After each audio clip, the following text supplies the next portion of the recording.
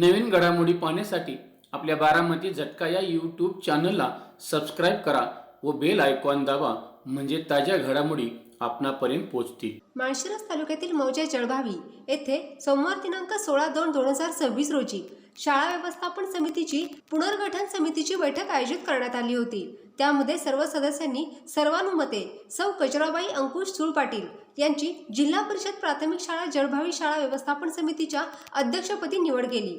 तसेच सौ योगेश्वरी राजेंद्र हिरवे यांची उपाध्यक्षपदी निवड करण्यात आली आहे।